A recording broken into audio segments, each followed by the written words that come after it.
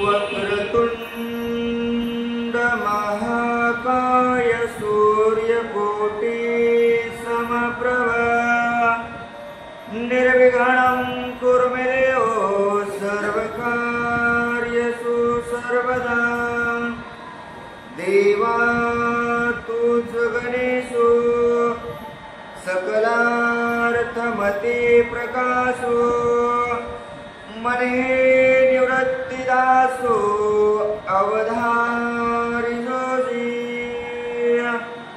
गौरीपुत्र गणरायाला कौशल्यापुत्र रघुनंदन अंजनीसुत हनुमंतरायाच्या चरणावरती नाथ महाराजांच्या चरणावरती तुम्हा जमलेल्या सर्व श्रोते मंडळींच्या मस्तक हे पायावरी या वारकरी संतांच्या अखंड असणारं भावार्थ रामायण आणि भावार्थ रामायणामध्ये चालत असलेल्या उत्तरकांडामधील 72व्या अध्यायाचं कथानुसंधान उर्वरित नाथ महाराज त्या ठिकाणी सांगत असताना ज्यावेळेस कार्तिक मासमधील द्वादशीचा पर्व काळावरती भगवंतानं मूळपासुराचा वध करण्यासाठी त्या ठिकाणी जाण्याचं ठरवलं. सोबत वानर सैन्य घेऊन निघाल्याच्या नंतर लंकेला असणारे त्रिकूट होते. इकून एक तिकून एक त्या अशा असणाऱ्या बाजूबाजूला लंकेला दरवाजे होते. या येशीमधून त्या येशीमधून मोठमोठाले असणारे पहाड बुरुज आणि त्या बुरुजामधून त्रिकुटामधून संपूर्ण सैन्य मनामध्ये गेलेलं पाहिलं. आश्चर्य मनामध्ये वाटलं. काय करावं, चिंता मुळकासुराला लागली आणि त्या चिंतेमध्ये मुळकासुर आता काय काय करतो ग्रंथकार सांगू लागले. वार्ताय कोणी मुळकासुरा किंचित सेना सजो दिसत्वर पश्चिमेद्वारे चालिला थोर आपशपुना पैजारे. आणि प्रधानांनी वार्ता सांगितली, बाबा महाराज आपल्या राज्यावरती संकट आलेलं आहे. एवढी वार्ता ऐकल्याबरोबर मुळकासुरांनी आपलं पूर्ण सैन्य तयार केलं आणि सैन्य तयार करून म्हणलं आता तिन्ही दिशा त्या सैन्याने व्यापलेल्या आहेत. भगवंत रामपर्वणे पूर्व दिशेनं जाणं शक्य नाही, दक्षिण दिशेनेही जाणं शक्य नाही आणि उत्तर दिशेलाही जाणं शक्य नाही. म्हणून त्यानं पश्चिम दिशेला जाण्याचं ठरवलं. आपली सैन्यासोबत घेतली. पश्चिम दारावरती पोहोचला. पोहोचल्यानंतर विचरताच्या गोजावरे वायस येवो निशब्द करे पुढे एक वीज मोकळे शिरे मागे मग त्या रथाने असणार चालत चालत जात असताना आपल्याच रथाचा ध्वज त्यानं पाहिलं आणि ध्वज पाहिल्याच्या नंतर समोर एक पुरुष पाहिला. मोकळे केस सोडलेले आहेत. असा असणारा तो पुरुष म्हणजे असा विपरीत पुरुष पाहिला. का बरं दिसला असेल हो? नाथ महाराज म्हणले पहिला अपशकुन आहे. शुभ कार्य करायला जात असताना, युद्ध करायला जात असताना असा विपरीत पुरुष कोणीतरी वाटत पाहणं हा असणारा मुळकासुराला अपशकुन त्या ठिकाणी घडला. घडल्याच्या नंतर आशुदाता शिवा पडे रतीचा वारू चालता आळे आगमोडो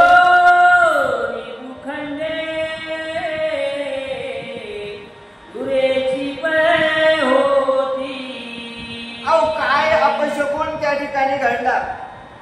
एवढं समोर पाहिलं तेवढ्या वेळामध्येच रथ असणारा त्यांचा त्या ठिकाणी अशुद्ध त्या ठिकाणी झाला. अशुद्ध असणारा सडा त्या ठिकाणी पडायला लागला. रथांचा वारू चालत होता. चालत चालत असताना रथाचं चाक त्या ठिकाणी मोडलं. आक मोडलं. काय उरलं हो? नाथ महाराज म्हणले फक्त दुरेच उरले आणि तोच धुरे घेऊन रथ समोर चालू लागला. बाकीचा सर्व पसारा नाहीसा झाला. रथ मोडला. मोडल्याच्या नंतर अपशकुन घडला आणि घडल्याच्या नंतर आरती उलंडला धरणी मुळकासुरे उडी टाकोनी दुसरे रथे आरुडोनी संग्रामाशी निघाला. मग त्यावेळेस काय झालं? रथ हाकणारा स्वारथी सुद्धा त्या ठिकाणी खाली पडला, जमिनीवरती पडला. पुन्हा अपशकुन झाला. मुळकासुरानं रथ सोडला. त्या रथामधून उड्डाण दुसऱ्या उड्डामध्ये असणारे रथामध्ये केले. त्या रथावरती विराजमान झाला आणि युद्ध करण्यासाठी चालू लागला. अपशकुन भयभीत सैन्य तयाशी अभय देऊन करिता झाला तुंबळरण वानरेशी भिडोनिया. आणि अपशकुन झालेलं सर्व सैन्याने पाहिलं आणि माणसाला अपशकुन झाल्याच्या नंतर भीती वाटते. प्रत्येक सैन्य भेऊ लागलं. कसं जावं, कसं सैन्य त्या ठिकाणी युद्ध करावं, कारण अपशकुन घडलेला आहे. आणि अपशकुन ज्या आरती घडला त्या आरतीना तुम्हाला सांगतात बाबा अनुमान प्रमाण लावल्या गेलं की आपण आता जिंकणार नाहीत. सैन्य भयभीत झालं. पुन्हा मुळकासुरानं यायचं, सैन्याला धीर द्यायचा. अरे मी आहे ना, राजा समर्थ असताना घाबरण्याची गरज नाही. पुन्हा सैन्य सोबत घ्यायचं. तुंबळ असणार युद्ध वानर सैन्य सोबत चालू लागलं. आणि दोघांमध्ये असणारे युद्ध चालत असताना काय समोर घडलं ग्रंथकार सांगतात. वानरे टाकीते झाले शिळाक्षर तोडती शरजाळा अद्भुत संग्राम मांडला वीरे वीर पडपडिले. एकमेकावरती वीर त्या ठिकाणी रणवत्या रणभूमीच्या ठिकाणी युद्ध सुरुवात झाली. हो वानराकडे काय बाण होते का तोफा होत्या का सैन्याकडे काय होतं? पाला खायचं, रामप्रभूचं नाव घ्यायचं आणि दिसल ते शिळा उचलायचे, मुळकासुराच्या सैन्यावर टाकायचे. आलेल्या प्रत्येक शिळेचं उत्तर मुळकासुराचं सैन्य बाणानं देऊ लागलं. आलेल्या शिलाचा असणारा त्या संहार होऊ लागला. एकमेकाचं शस्त्र त्या ठिकाणी धडकू लागलं. असं तुफान युद्ध सुरू झालं. आणि झाल्यानंतर सोडली पर्वताची शिशे त्रिकोण्यातून रजनी जरेसे उपरी काया रंगविले. आणि त्यावेळेस माझ्या हनुमंतरायनं भीमरूपी महारुद्र असणारा अवतार धारण केलं. आणि समुद्राची असणारी त्या ठिकाणी पर्वताची शिळा त्या ठिकाणी घेतल्याच्या नंतर मुळकासुरावरती सैन्यावरती टाकल्याच्या नंतर ईशान दत्त वरद बाण कामुकी योजिले मंत्र जपुना देवान जेवर येता ते कोणी धनुष्य घेतले. आणि एवढं असणारच त्या ठिकाणी युद्ध सुरुवात झालं. मुळकासुर काही हरायला तयार नाही. कारण भगवंत शंकर भगवंताचा असणारा भक्त आणि त्या भगवंतानं दिलेलं शस्त्र विशालानंदन नावाचं कार्मोक असणारं शास्त्र त्याने आरंभ केलं आणि बाण धनुष्याला लावला. राम प्रभूच्या सैन्यावरती सोडला. माझ्या जगाच्या मालकानं पाहिलं. माझ्या जगाच्या मालकाला त्या ठिकाणी चिंता लागली. हातामध्ये बाण भगवंत राम प्रभूने घेतल्याच्या नंतर कार्मुकी बाण रघुराज योजिला जपोनी मंत्र केले जयाचे निज दिव्यतेचे दस दिशा माझी बिंबते. आणि मग त्या ठिकाणी मुळकासुराने काय केलेले बाण जपलेला आहे झुंपलेहून भगवंताच्या सैन्यावरती सोडला. कारण शंकर भगवंताचं असणारं वरदान आणि त्या बाणाचा लख असणारा प्रकाश 10 दिशा त्या ठिकाणी चमकू लागल्या. आणि एवढं माझ्या भगवंतानं पाहिल्याच्या नंतर ऐसे श्रीरामाचे शरण यमदंडावनी कठोरा सुटले तेने अंबर योपिले दिसे ते समयी माझ्या भगवंत राम प्रभूंनी सुद्धा धनुष्याला बाण लावून बाण सोडला. नाथ महाराज म्हणले कसा होता हो बाण? यमदंडाहून कठोर. अहो यमाचा यमदंड तरी एखाद्यावर माणसाला माफ करेल, पण भगवंताचा बाण सुटल्यानंतर माफ नाही करणार म्हणजे. आणि तो बाण आकाशामध्ये गेल्याच्या नंतर संपूर्ण आकाश आपल्या गेलं. जिकडं पाहावं तिकडं बाण त्या ठिकाणी दिसायला लागले. काय करावं मळकासुराला कळत नव्हतं. बाणे बाण निवारिले आकाश निर्मळ झाले.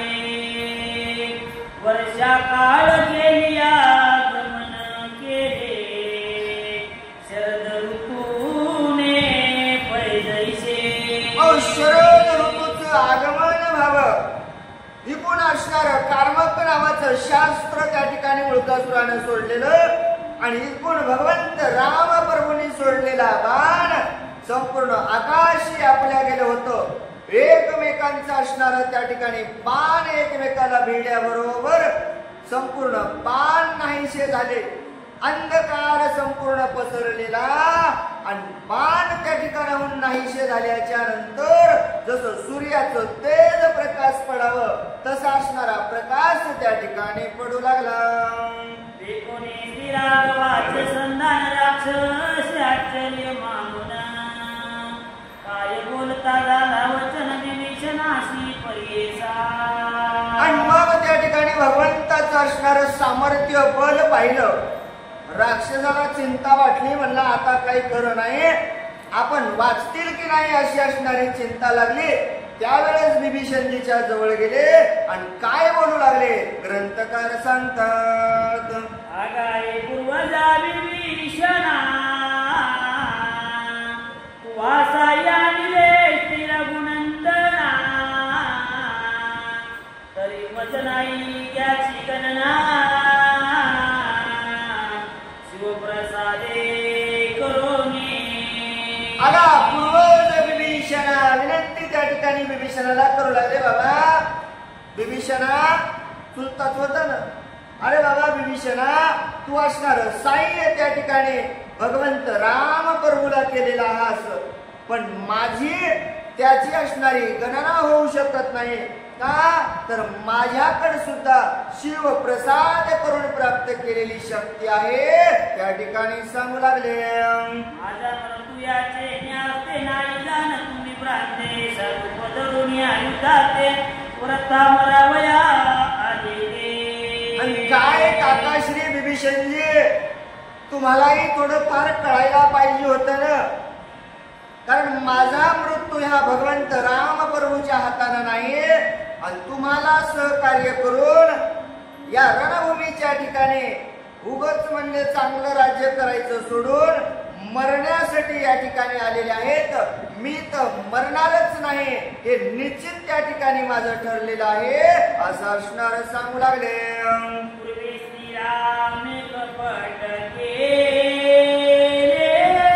छळोनी वारी शिवरे ते मत येते काही न चाले मज पुळकाच समोर. आज माझ्या समोर नाही चालणार विभीषणा. अरे बाबा पूर्वीच्या वेळेस त्या भगवंत राम प्रभूने काय केलं वालीला कपट करून मारलं. कारण वाली मारणं सामर्थ्य नव्हतं आणि तो मरलाही नसता, पण त्या भगवंतानं कपट करून मारलं. विभीषणा ते कपट माझ्या संग चालणार नाही. मी कुंभकर्णाचा मुलगा मुळकासूर आहे आणि माझ्या समोर अशा असणारं कपट चालत नाही. मला खोटं जमत नाही. त्या ठिकाणी विभीषणजीला सांगू लागले. आईसे राक्षसाचे वचन वीर गुराज विचारोनी मनी धनुष्य बाण लावोनी उडारा पय होय. आणि अशा असणाऱ्या राक्षसांच्या मनामध्ये विचार केला. भगवंत राम प्रभूंनी सुद्धा असणारे त्या ठिकाणी तयार झाले. धनुष्यबाण लावलं आणि पुन्हा युद्ध करण्यासाठी त्या ठिकाणी सुरुवात झाली. बकासुरा हटकून श्रीराम करिता झाला संतान, मागे जानकी सरसावून पाठीशी उभे राहिले. आणि माझे भगवंत त्या ठिकाणी मुळकासुरासोबत युद्ध करण्यासाठी युद्ध असणारे त्या ठिकाणी करू लागले. सोबत जानकी सीता मातेला आणलेलं होतं. जानकी माता भगवंतासोबत युद्ध करण्यासाठी खांद्याला खांदा देऊन उभी होते, पण आता पाठीमाग सरकले आणि पाठीमाग भगवंताच्या जाऊन उभं टाकल्याच्या नंतर काय करू लागले ग्रंथकार सांगतात. श्रीराम मुळकासुर परस्पर युती मिळती आवेश तोरे, मागुनी जानकीने तोरे धनुष्य हात घातला. भगवंत राम प्रभूचं आणि मुळकासुराचं युद्ध त्या ठिकाणी चालू होतं. दोन्ही कमी नव्हते, एकमेकावरती बाणावर बाण सोडत होते. आणि एवढ्या वेळामध्ये सीतामातेनं पाठीमागून धनुष्य बाणाला हात लावला. लावल्यानंतर श्रीराम दत्त बाण ओढी काढोन्या आकर्ण, मनिस्मरोन्या श्रीराम चरण काया कविती पैधारी. भगवंत राम प्रभूचं नाव घेतलं हो. एका हातामध्ये कमान आहे, एका हातामध्ये बाण आहे. बाणाला धनुष्य असणारा त्या कमानीला लावलेला आहे. बाण पाठीमागं ओढलाय, सोडायचाय. इतक्या वेळामध्ये भगवंत प्रभूचं नामस्मरण केलं आणि नामस्मरण केल्याच्या नंतर काय घडलं ग्रंथकार सांगतात. मनो अहो श्री सदाशिवा, न्याजरी काग्र चित्ते सेवा, करोमी भजले असेल राघवा, तरी हा बाण मुळकावरील. साष्टांग असणार दंडवत त्या भगवंत सदाशिव शंकर भगवंताला घातलं. विनंती करू लागली माता, अरे भगवंत शंकरा, तुझ्या समोर प्रार्थना करते रे बाबा. अखंड असणार मी आजपर्यंत फक्त आणि फक्त त्याच भगवंताचं जर नामस्मरण केलं असेल, त्या रामाव्यतिरिक्त मी दुसऱ्याला वाईट नजरेनं पाहिलं नसेल, त्या रामाची असणारी पत्नी म्हणून मी या ठिकाणी जर उभी असेल, तर भगवंता माझा बाण आताच्या आता जाऊन त्या मुळकासुराला मारल्याशिवाय राहणार नाही असं असणार बोलू लागली. आज पिता जनक जनक राजराष्ट्र पाळत, सत्याचल तरी ह्या चुक अचूक राक्षसा बाण गेलील. माझा पिता त्या ठिकाणी जनक राजा असणारा, सत्य असणारा, राष्ट्र प्रवीण असणारा, राष्ट्राचं पालन करणारा आहे. माझ्या वडिलांनी जर जनतेचं कल्याण केलं असेल, लोकांचं प्रतिपालत्व केलं असेल, आपल्या राष्ट्राचं कल्याण केलं असेल, अधर्म केला नसेल आणि त्यांची जर मी मुलगी असेल, तर हा बाण त्या ठिकाणी मुळकासुराला मारेल असं असणार बोलू लागली. पत्नी व्रतधारी हे सत्य असेल तरी त्या माझ्या निजशरी कुंभकर्ण पुत्र मरेल. ऐक बाबा शंकर भगवंता, माझा पती भगवंत राम प्रभू एक पत्नी, एक वचनी, एक बाणी जर निष्ठावंत असेल, तर आज काय होईल? या बाणाने तो असणारा कुंभकर्णाचा मुलगा मुळकासूर मेल्याशिवाय राहणार नाही असं असणार बोलू लागली. अनुसयाचे पतिव्रता तिने मज अनुग्रहिले वनी वसता, तिचे प्रसाद राक्षस सुता वर्ण हो यास रे. अरे बाबा भगवंता, अनुसया असणारी सती पतिव्रता ती आणि तिनं असणाऱ्या मला त्या ठिकाणी अनुग्रह केलं, त्या वनामध्ये राहत असताना मला तिचा प्रसाद भेटला आणि तिचा प्रसाद जर पवित्र असेल, पवित्र असणारी अनुसया माता पतिव्रता असेल, तर काय होईल? या बाणानं मुळकासूर मेल्याशिवाय राहणार नाही असं असणार बोलू लागली. वशिष्ठ सद्गुरु ब्रह्मा पूर्ण जरी एक बुद्धी केले असेल भजन, लक्ष्मण शेषावतार सत्य जाण, तरी येणे बाणे मरण राक्षस पाहू.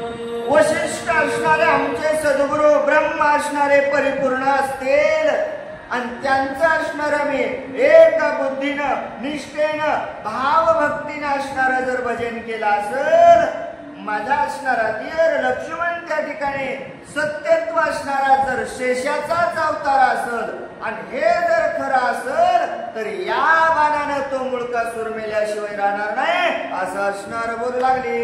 ऐसे भावनिया मनसी सार सोडीला घोषी आकाशी, प्रलय झाला निघाशी चंद्र सूर्य भूमी सेविली. आणि असं असणारं त्या ठिकाणी भावना असणारं मनामध्ये निश्चय केला, प्रार्थना भगवंत शंकराला केली आणि मग त्या ठिकाणी धनुष्यावरती बाण लावून बाण सोडल्याबरोबर नाथ महाराज म्हणले संपूर्ण आकाशामध्ये प्रलय असणारा झाला. जिकडं तिकडं जयघोष त्या ठिकाणी होऊ लागला. चंद्र सूर्य पृथ्वी तलावरती असणारा संपूर्ण आता प्रलय येतो की काय अशी अवस्था निर्माण झाली. झाल्याच्या नंतर पर्वत उलंडले सागरी, मर्यादा सांडू पाणी भारे, संकट येऊनी पडले वीरा. संकट असणारे वीरावरती पडलं हो. नक्षत्र असणारे खचून गेले, पर्वत असणारे सागरामध्ये बुडतील की काय, काय होईल सांगता येत नव्हतं. आताच म्हणले उन्हाळ्यातच पाऊस आला, गाव वाहून जाते की काय असा असणारा प्रलय त्या ठिकाणी आला आणि वीर असणारा इकडं मुळकासूर आता वाचणार की नाही याची असणारी चिंता प्रत्येकाला वाटू लागली. वानर तळे केला गजर, राक्षस सैन्या हाहाकार, नभ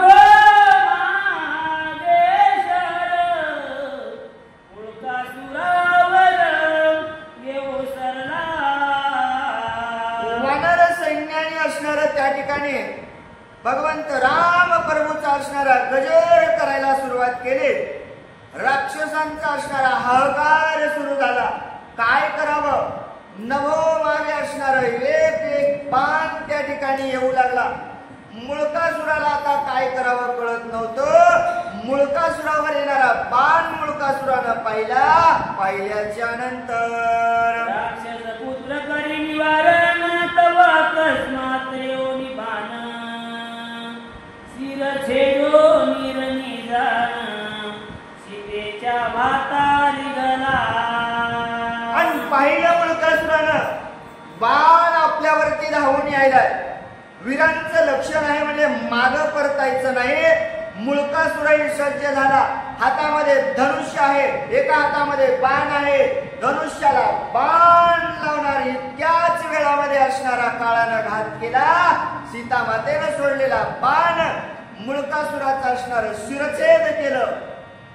शिरछेद केल्याच्या नंतर जमिनीवरती असणार शिरछेद त्या ठिकाणी डोकं पडलं आणि बाण सीता मातेच्या भाज्यामध्ये निघून गेल्याच्या नंतर मुळकासूर पडला राणी, जेवी पर्वत खचेले उरले सैने वानर घरी, शिळावारी कुट गेले. पाहिलं सगळ्यांनी मोठाचा मोठा असणारा पर्वत त्या ठिकाणी जमिनीवरती पडावा, जणू आकाश कोसळावं अशी असणारी अवस्था झाली.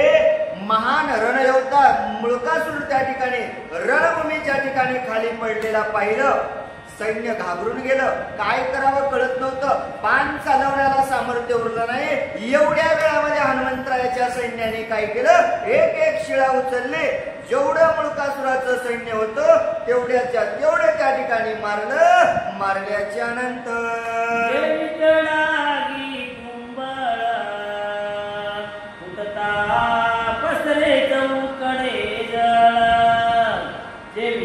कर्णपुत्राचे दस दिशालंघित झाले. अहो काय जिकडं तिकडं पाहावं काय होऊ लागलं. तुंबळ असणारी माजले, संपूर्ण असणार नभोमंडळच फुटलंय की काय अशी असणारी गर्जना होऊ लागली. दाही दिशा सांगू लागल्या की बाबा रणयोद्धा असणारा मुळकासूर मरण पावलेला आहे. प्रत्येक जण त्या ठिकाणी धावण्याचा प्रयत्न करू लागला आणि एकही त्या ठिकाणी वाचत नव्हतं. माझं वानर सैन्य त्यांच्यावरती संहार करू लागलं. मुळकासूर पावला मरण आयशे देखोनी सुरगण पुष्प वर्षाव करिता झाला. आणि आकाशामधून आलेले सर्वस्व देवगण त्या ठिकाणी युद्ध पाहू लागले. सीता मातेच्या बाणानं मुळकासुराचा वध झालेला पाहिला. 33 कोटी देवांना आनंद झाला. पुष्पवृष्टी असणारी सीता मातेवर करू लागले. विजयी झाला श्री रघुनाथ विजय आनंद भरित विजय विभीषण शरणागत निज राजिता.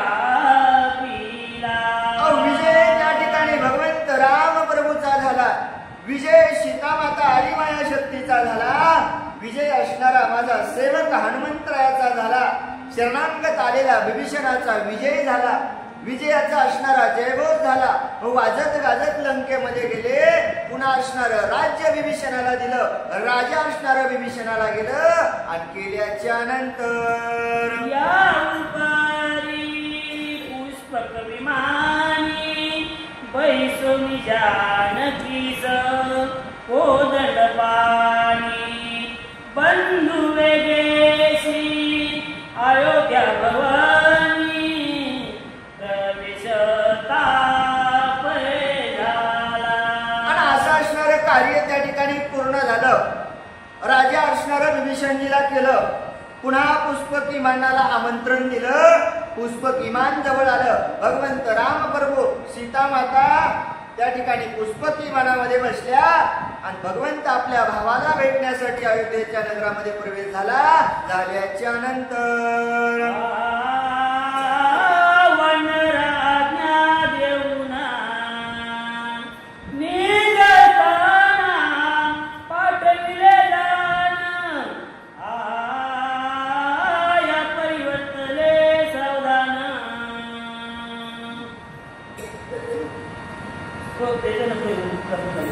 आणि अशा प्रकारे असणाऱ्या माझ्या भगवंताने त्या काय केलं, वानर सैन्याला सुद्धा आज्ञा दिली, हनुमंतरायाला सुद्धा आज्ञा दिली. बाबा तुम्ही असणार काय करावं, आपल्या आपल्या असणार निजस्थानाला पाठवलं.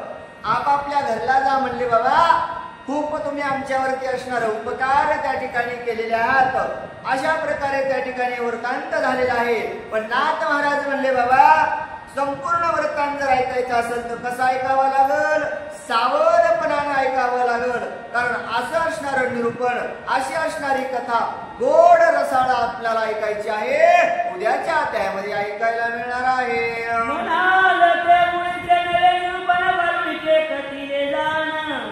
तरी हे कथा ऐसे संती न मानावे. आणि तुम्ही त्या ठिकाणी म्हणसाल की बाबा हे असणार सर्वस्व आपल्या मुखातून असणार स्वतःच सांगायले, आमचं नाही म्हणले. बाबा हे जर कोणाचं असेल तर हे असणार वाल्मिक ऋषींनी लिहून ठेवलेलं आहे. आमचं काहीच नाही. जो काही त्या वाल्मिक ऋषींना सांगितलेलं आहे तेच तुमच्या समोर सांगण्याचा प्रयत्न करत आहे. यामध्ये माझं काही नाही असं असणार सांगू लागले. वाल्मिकी शतकोटी केले ते एके महेशे पाहिले, पागकय करोनी वाटिले हे प्रसिद्ध असणारं त्या ठिकाणी शतकोटी रामायणाची निर्मिती केली.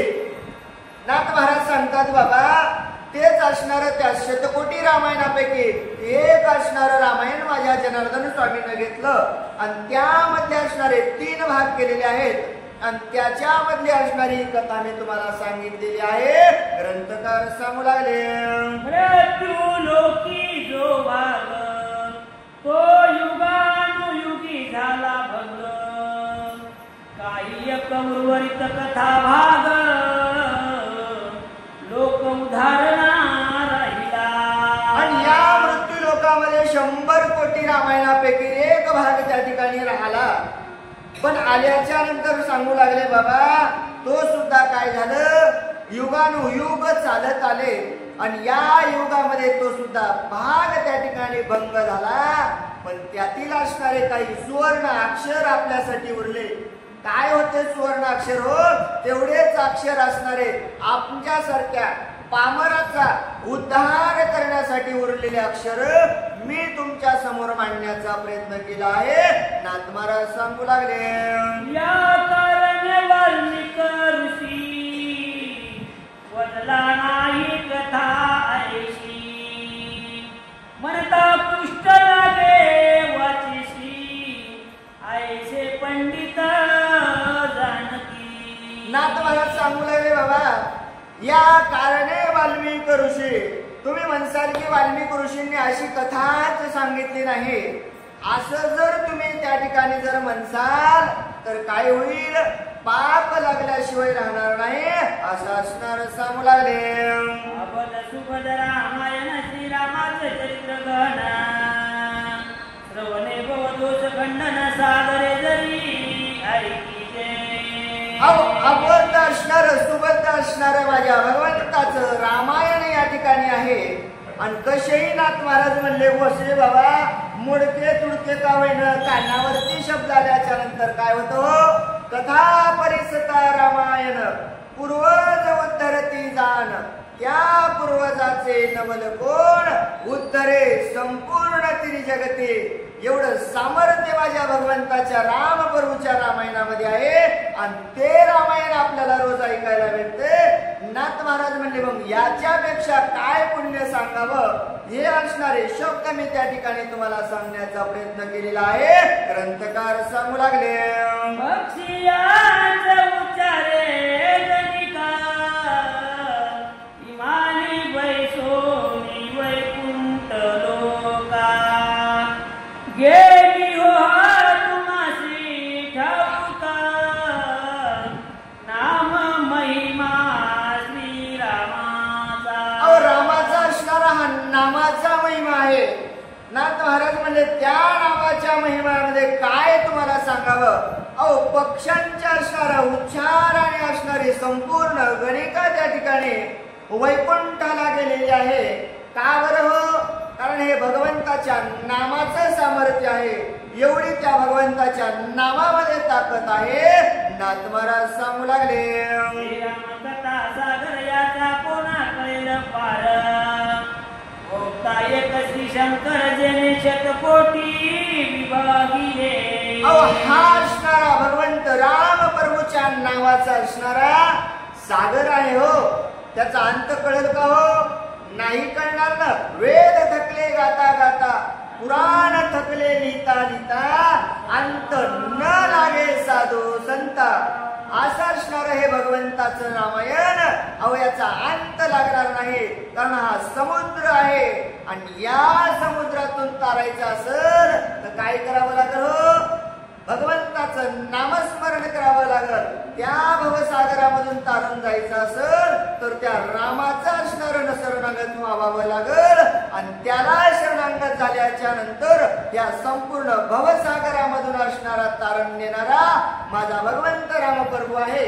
कारण त्या रामप्रभूनं आपल्याला जरी एक ऐकायला भेटला असेल तरी नाथ महाराज म्हणतात त्या भगवंतानं शतकोटी रामायण निर्मिती करून घेतलेली आहे. नाथ महाराज सांगू लागले एका जनार्दना शरण जानकी सहित श्री रघुनंदना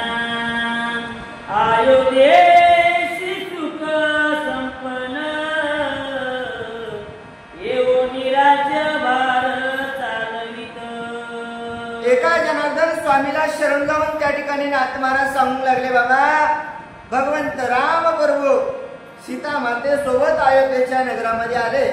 आनंदाने सुखाने असणारा संसार चालू लागला, संपूर्ण असणारा राज्यकारभार चालू लागला. आणि राज्यकारभार चालत असताना काय होणार आहे हो? उद्याच्या अध्यायामध्ये सीतामातेचं असणारं गमन त्या ठिकाणी पाताळामध्ये होणार आहे. अशी असणारी गोड कथा आपल्याला उद्याला ऐकायला मिळणार आहे.